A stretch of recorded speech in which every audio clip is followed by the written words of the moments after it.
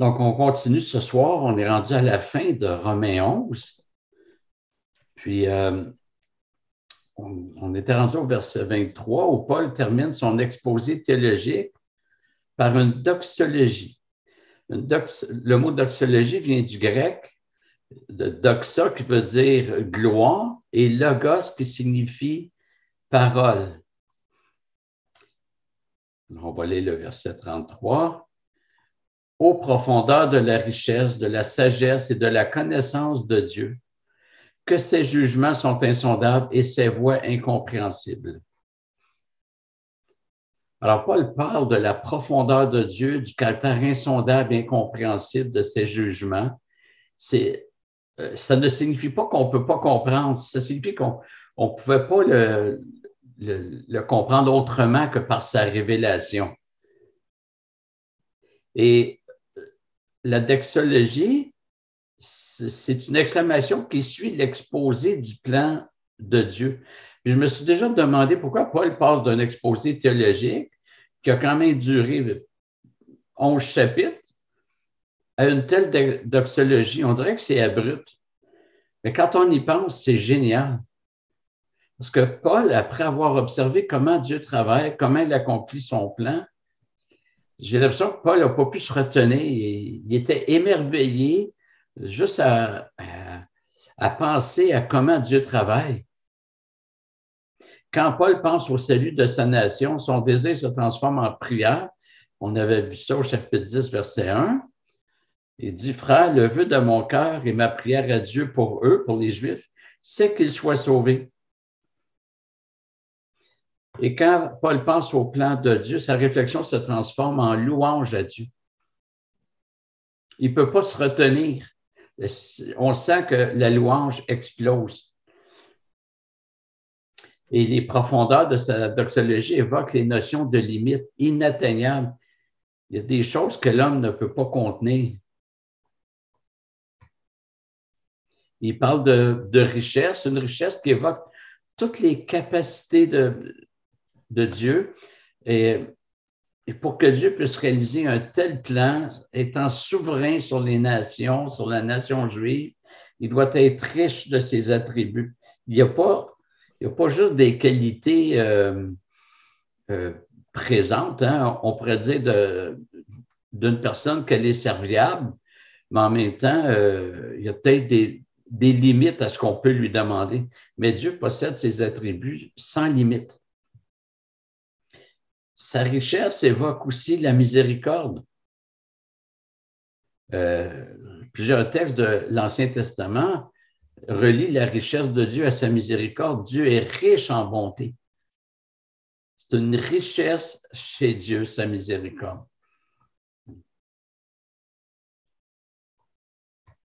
Et ce sens convient d'autant plus que l'exposé doctrinal affirme que Dieu répond à la désobéissance de son peuple par la miséricorde.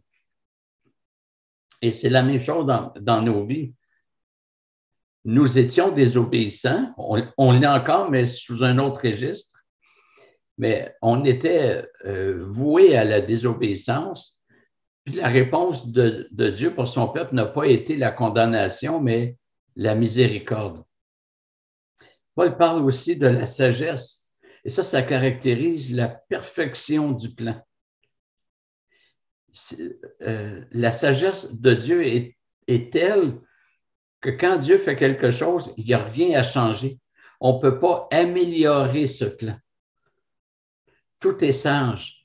Même si nous, de notre côté, il y a des choses qu'on dit, bien, par exemple, pourquoi Dieu ne sauve pas tout le monde? Ou pourquoi Dieu s'est révélé pendant 6000 ans juste aux Juifs et non pas aux nations? Dans Acte 14 ou 17, je ne me rappelle pas, Paul dit que Dieu a laissé toutes les nations suivre leur propre voie. Mais Dieu est sage, nous, on n'est pas sage, puis Dieu a ses raisons. De telle sorte que Dieu, c'est tellement sage ce qu'il fait qu'on ne peut pas améliorer son plan. La connaissance de Dieu, c'est ce qu'on appelle son omniscience. Omni veut dire tout, c'est global. La connaissance de Dieu, elle est parfaite, elle est absolue et elle dépasse ce qu'on peut imaginer. Dieu ne connaît pas juste les choses qui sont arrivées et qui vont arriver. Il connaît ce qui serait arrivé si les circonstances avaient été différentes.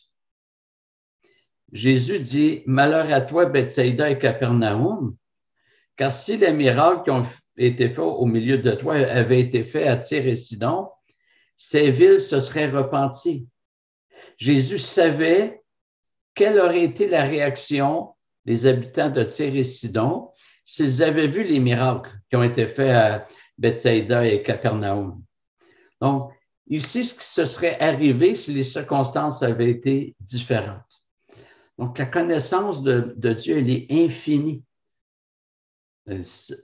Nous, créatures limitées, on ne peut pas pleinement comprendre ce que ça représente.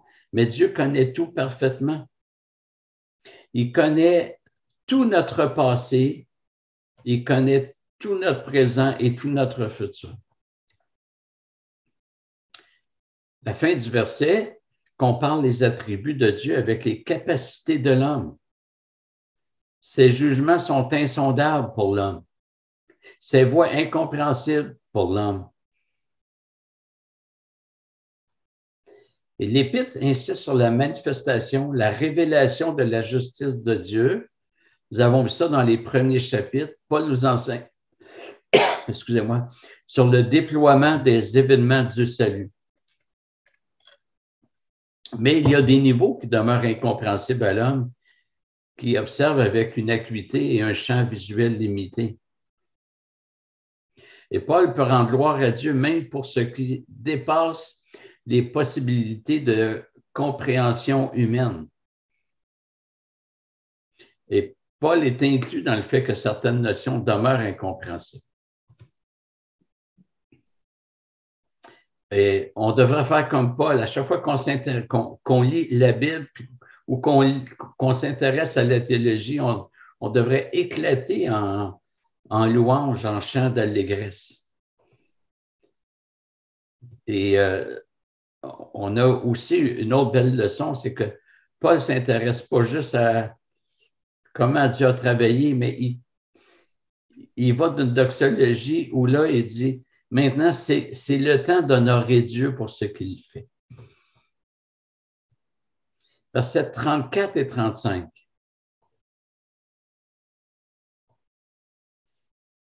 Qui lui a donné le premier?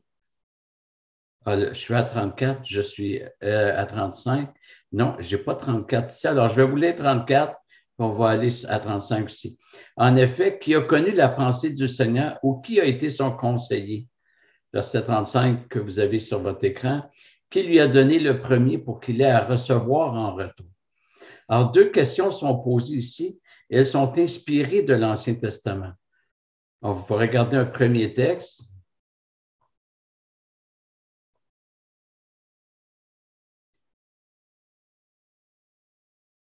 Je suis vraiment désolé, j'ai un problème avec mes diapos. Mais enfin, qui a mesuré les eaux dans le creux de sa main? Donc, on est dans Ésaïe 40, versets 12 à 15. Fixer les dimensions des cieux avec la pompe, celle de toute la poussière de la terre dans un tiers de mesure. Et là, la diapo qui est à l'écran. Qui a pesé les montagnes au crochet et les collines à la balance? Qui a fixé une mesure à l'Esprit de l'Éternel et qui lui a fait connaître son avis?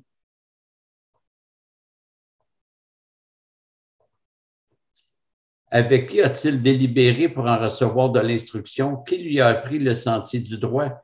Qui lui a enseigné la sagesse et fait connaître le chemin de l'intelligence? Voici les nations, elles sont comme une goutte qui tombe d'un seau. Elles ont la valeur de la poussière sur une balance. Voici les îles, elles sont comme une fine poussière qui s'envole. Et ce texte, dans Ésaïe 40, fait ressortir l'infinie supériorité du Créateur devant ses créatures, oui. Et le prophète affirme même que les nations sont comme une goutte qui tombe. Elles ont valeur de poussière sur une balance. Devant le Créateur, l'homme est insignifiant. Et ce qui est intéressant de ce texte, c'est que c'est un texte messianique, un texte qui annonce le Messie. Et Ésaïe trouve l'assurance dans les promesses messianiques du fait que ce même Dieu qui promet a d'abord tout créé. Comment pouvons-nous avoir confiance en Jésus-Christ qui promet de grandes choses? Est-ce qu'il a la capacité pour le faire? Oui, il a tout créé. La création, elle est essentielle dans notre appréciation de qui est Dieu et de son plan.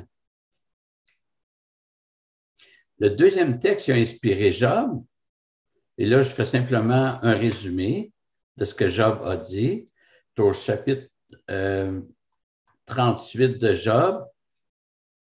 Alors, Job se trouve devant Dieu et Dieu lui explique certaines choses. Vous vous rappelez, Job a été éprouvé énormément, puis ses trois amis, plus Élieu à la fin, se prennent pour des thérapeutes, puis ils improvisent, puis tu sais, des faux jugements. Et là, Job se trouve devant Dieu et Dieu lui explique certaines choses. Et le sens du message, vous irez lire Deutéronome 38, le sens du message de Dieu est comment peux-tu penser contester ou donner un sens aux événements alors que c'est moi qui ai tout créé? Toi, tu es juste une créature, tu ne peux pas faire ça. Et c'est une belle leçon pour nous quand il y a des choses que Dieu dit et qu'on ne comprend pas pourquoi Dieu demande ça ou pourquoi Dieu a agi comme ça. Je prends l'exemple de la personne qui a, le nom m'échappe là, mais qu'il a voulu retenir l'arche qui allait tomber, puis finalement, il est mort. Ben, peut-être qu'on ne comprend pas le pourquoi. Je vais juste faire une pause. Donc, il y a des choses qu'on ne comprend pas dans la Bible. Pourquoi Dieu a fait les choses de certaines façons? Mais on n'est pas Dieu. Laissons Dieu être Dieu, puis soyons des créatures, c'est-à-dire des êtres soumis à Dieu. Puis s'il y a une doctrine ou une manière de faire de Dieu qu'on ne comprend pas, au lieu de remettre en question ce que Dieu fait, remettons en question notre intelligence, parce que nous, on est limités.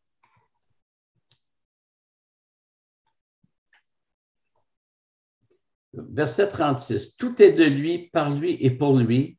À lui la gloire dans tous les siècles. Amen. Alors, d'une part, si l'on doit maximiser la révélation de Dieu, s'il doit chercher à comprendre le mieux possible ce que Dieu révèle, d'autre part, il y a un moment, un point où l'homme doit reconnaître ses limites dans sa perception, dans la compréhension, pour constater qu'il est dirigé par quelqu'un d'infiniment plus grand que lui, le Créateur. Le théologien Paul Wells a dit quelque chose que j'ai toujours retenu. Paul Wells, c'est celui qui a retraduit l'institution chrétienne de Jean Calvin. C'est un gars très solide. J'ai eu le privilège de le rencontrer une fois. Et lui, il dit, Dieu nous demande de l'adorer, mais on ne connaît pas tout de Dieu. Mais il dit, loin d'être un obstacle à notre adoration, ça vient alimenter notre adoration. Parce qu'on adore un Dieu qui nous dépasse. On adore un Dieu qu'on va toujours découvrir de plus en plus. Alors, je vais faire un petit retour sur les chapitres 9 à 11 de Romains. Ça constitue un bloc. Alors, ce qui ressort, c'est la pleine souveraineté de Dieu dans le salut. J'ai aimé Jacob, j'ai aimé Ésaü. Sa sagesse, sa patience, sa miséricorde, sa fidélité. Les attributs de Dieu ressortent toujours dans sa manière d'agir. Et on voit aussi que Dieu est le Dieu de l'histoire. La Bible, elle est unique. Ce n'est pas un ensemble de vertus ou de principes à respecter. Le Dieu de la Bible, c'est le Dieu de l'histoire.